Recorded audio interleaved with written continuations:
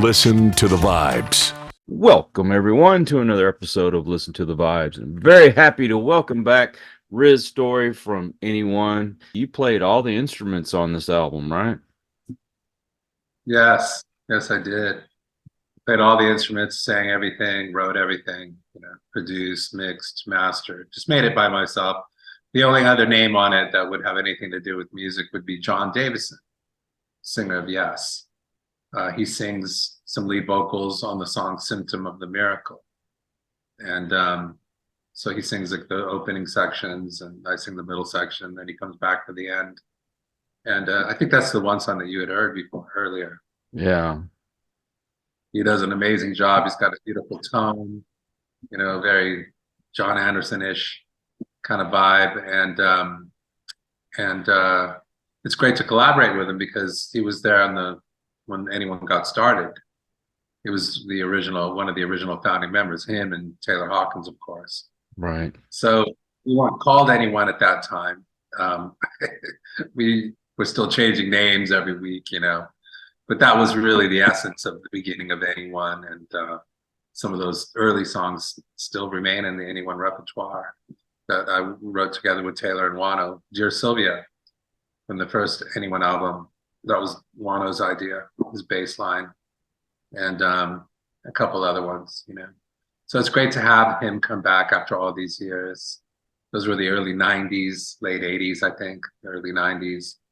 And just to have him as a friend and to work together, and for him to be kind enough to take his time out from Yes, he's touring the world right now, to sing something for me. It's just really a beautiful gesture. So I really appreciate that, Taylor Hawkins, the album that was released last year, I think it was last year, it might have been the year before, but Taylor, of course, passed away. Yeah. And he was a major figure in my life. And he was a controversial figure in my life. It wasn't like a smooth ride of total brotherhood.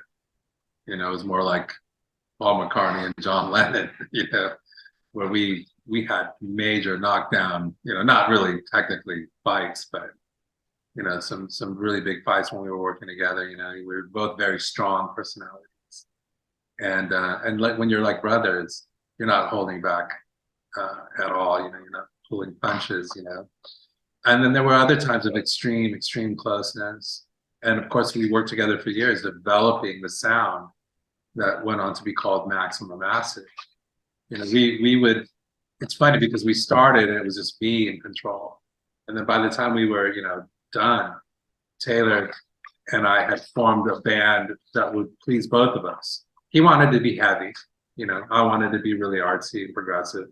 Mm-hmm. And you pull it all together, and we both had this psychedelic thing going, and we designed over time the sound that you hear on the first Anyone album, the self-titled debut album on Roadrunner Records. It's just called Anyone, and that sound was absolutely Taylor and me, and Sean Murphy too. Sean Murphy, after Wano was in the band.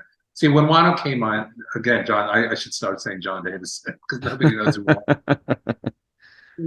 Current singer of Yes, Jon Davison joined the band, or when we formed the band, I should say.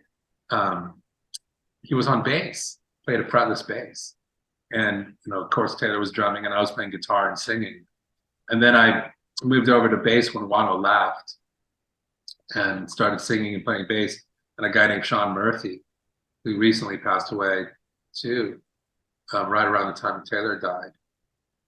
He was a very key figure. But that's when the three of us designed this sound and really, really honed in on it and came up with something that was, unique. And that was the beginning of the evolution.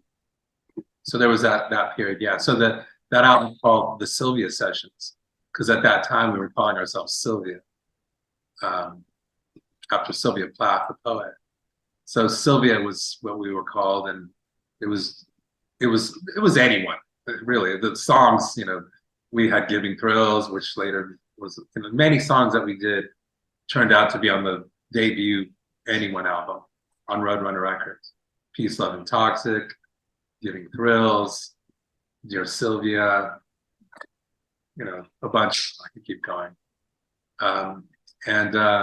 So it was, yeah, Taylor and I really worked hard to create this great sound. And to be honest with you, it's, as much as the Foo Fighters are a beloved, huge household name of a band, and that they're very, much this commercial, success, I think Taylor was at his height when we were working together.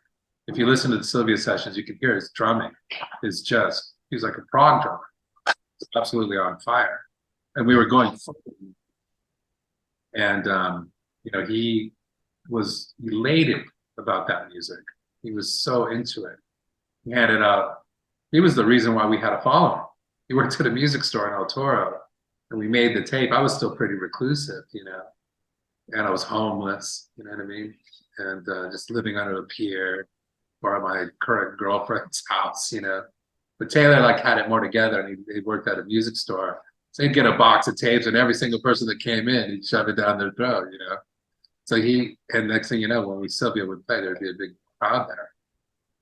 So he was really, really into it. It's so funny because in the early 2000s, I remember I got a call from Taylor, and I'm like, "What's up, brother?" And he's like, "I quit." I go, "You quit it? You quit what?" "I quit the fucking Foo Fighters. I'm over it. Fuck Dave." I'm like, "What are you talking about, man?" He says, every time I come up with an idea, Dave says, "Shut the fuck up. I don't want your ideas. All you're doing is getting in the way of my flow." And and Taylor said, "I miss the days how we used to write, because Taylor would write a lot. I mean, he didn't play guitar or come up with chords or changes, but I'd show him a song I had. We'd be playing the riff, and he'd stand up and go, "You know what? We should write that. We should explode with the biggest chord." And he would hit his drum. And then right from then we'll break into, and he'd start describing, and he was inspired, so inspired, he would literally jump up, throw his sticks down, and start passionately explaining his idea. And I was very open to it because, I had done the solo project thing, and now I was in a band. So I said, "Okay, I love that idea." And I'd work it up, we'd work it up. And he felt like he had so much to do with the sound, because he did. And I took every one of his ideas, literally. He said, "Right there, we should stop, mellow out, go into the Stony Jam like this." And he'd sit on his drums, lay down this little groove, and I'd be like, "That's fucking awesome. Let's do that." Me and Sean would work out the chords. Yeah. And so, yeah, he's on the phone. He's telling me "I'm over it. I'm over it. I got no creative input. I'm just supposed to play what he wants me to play." And of course, I think it was a day later, he joined back in and they worked it out. And this is the early 2000s, so it was just a moment they had. I know they loved each other like brothers. And that Dave and him had a really tight connection. And I think Taylor knew, he's not going to quit his day gig, making a lot of money and being very famous. And but I know, but he expressed to me, he said straight out, "I miss being a writer along with you, and the stuff that we created together."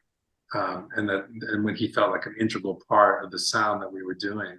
So the Sylvia Session albums, the Sylvia Session record that was released as a tribute to him really captures that moment. That's just at the time, it was just a demo. We were just making a little 12-track demo on an Akai machine. We worked with Brent at Plastic Meltdown Records. Plastic Meltdown Records was, so cool. Brent just let us come in for free, and we were making a demo just to try to get a following and put our sound out on tape, some of the songs that we'd been working on. And so it was like a 4-song demo. It was pretty rough, really. There's no click tracks, there's no modern technology, no auto-tune, no nothing. But it really captured what we were doing at that time.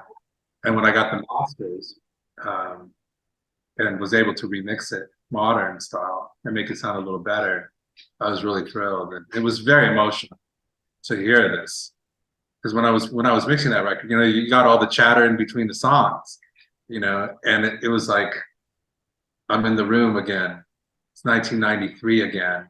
And there's Taylor behind the drums. He's like, hey, are we going to do that part there? You know, and we're talking, and then Sean comes in.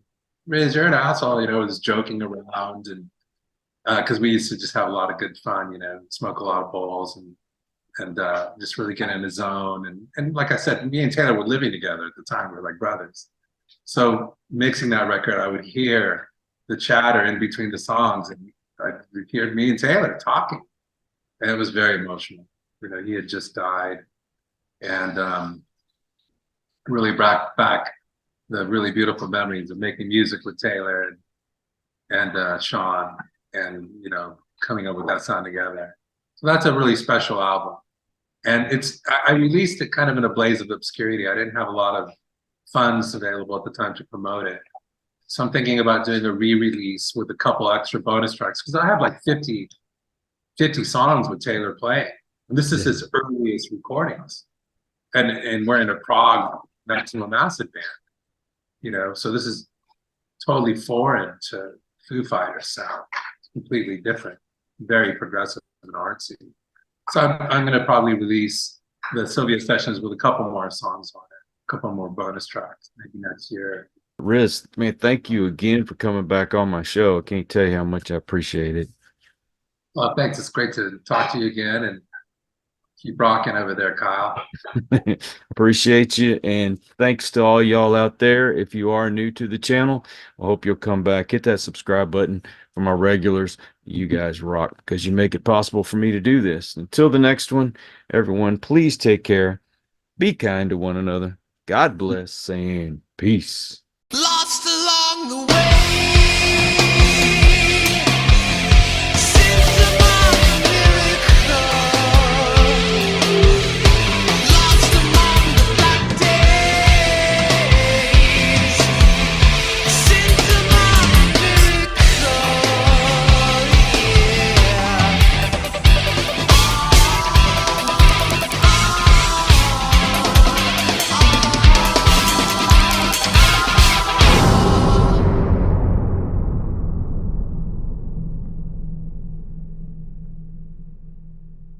We hope you enjoyed this episode of Listen to the Vibes. You can catch us on Buzzsprout or wherever you listen to your favorite podcasts, and on YouTube. Follow us on Facebook at The Vibes Broadcast Network